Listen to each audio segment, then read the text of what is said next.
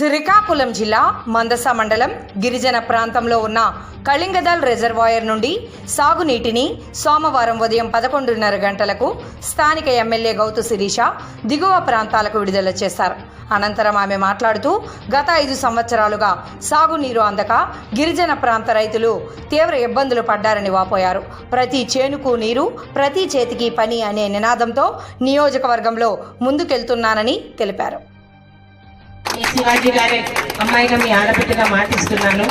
అయితే ఒక్కటి కొత్త కాబట్టి ఏ సీజన్లో మనకి ఎలాంటి పనులు ఉంటాయో మందస మండలం నాన్నగారి 35 సంవత్సరాల రాజకీయ జీవితంలోని ఉన్న మండలం. సీజన్కి ముందే ఇక్కడ చాలా మంది పెద్దలు ఉన్నారు, నాయకులు ఉన్నారు.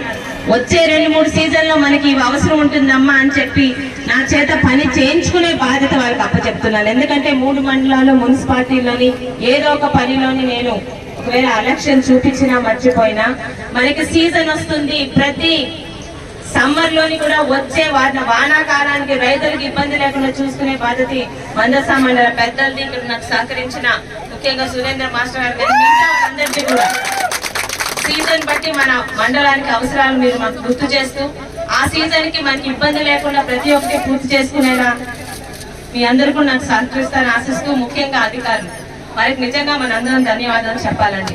గతంలో ఇబ్బంది పెట్టారు, కనీసం రూపాయి ఫండ్ ఇవ్వకుండా వాళ్ళు మాత్రం ఏం చేస్తారు.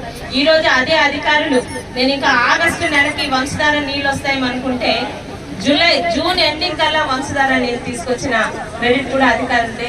మనందరి తరఫున అధికారులకి ధన్యవాదాలు తెలుపుకుంటూ వారి సహకారంతో ఇప్పుడు మీరు చెప్పిన 3 ప్రాజెక్టులు అక్కడ సమస్యలు ఏంటి, మనకు కావాల్సిన రిపేర్లు చేపట్టడానికి మనకు కావాల్సిన నిధులు ఎస్టిమేషన్ అంతా వారి సహకారంతో తీసుకొని